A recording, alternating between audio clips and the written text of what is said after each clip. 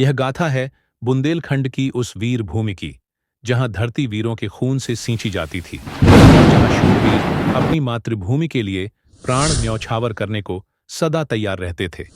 यह कहानी है उसी भूमि पर जन्मे दो महाबलीपुरम की गद्दी पर महाराज पृथ्वीराज चौहान का राज्य था।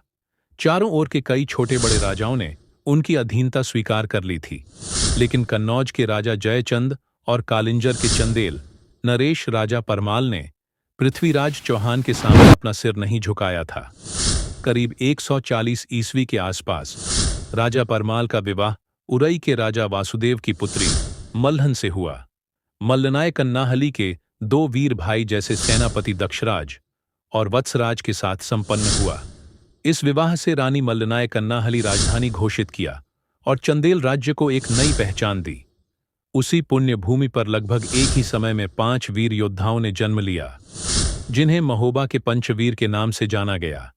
इनमें महारानी मल्लना की कोख से जन्मे राजकुमार का नाम ब्रह्मकुमार रखा गया। वहीं राजपुरोहित के घर एक वीर बालक ढेबा का जन्म हुआ। ढेबा न केवल एक वीर योद्धा था, बल्कि ज्योतिष में भी निपुण था। बुंदेलखंड में आज भी यह गीत गाए जाते हैं, मीत विपत्तियां के ढेबा है।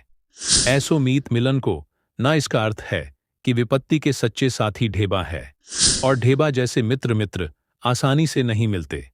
ढेबा को विपत्ति का साथी कहा गया है, जिसने हर मुश्किल घड़ी में अपने मित्रों का साथ निभाया। वहीं सिरसा में तिलका ने मलखान नामक एक पुत्र को जन्म दिया। कहते हैं कि मलखान का शरीर वज्र के समान कठोर था और युद्ध भूमि में वह अपने स्थान पर अडिग रहकर शत्रुओं का सामना करता था।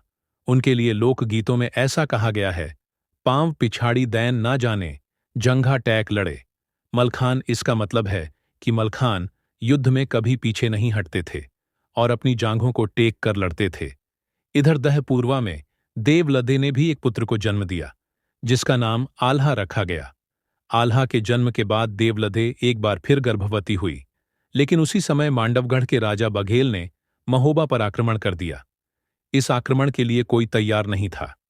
राजा बघेल ने चंदेल नरेश, राजा परमाल के साढ़ू भाई दक्षराज और वत्सराज को बंदी बनाकर मांडवगढ़ ले गया। उसकी क्रूरता यहीं खत्म नहीं हुई। उसने उन दोनों भाइयों का वध कर उनके सिरों को बरगद के पेड़ पर लटका दिया। आज भी लोक गाथाओं में इसे गाया जाता है।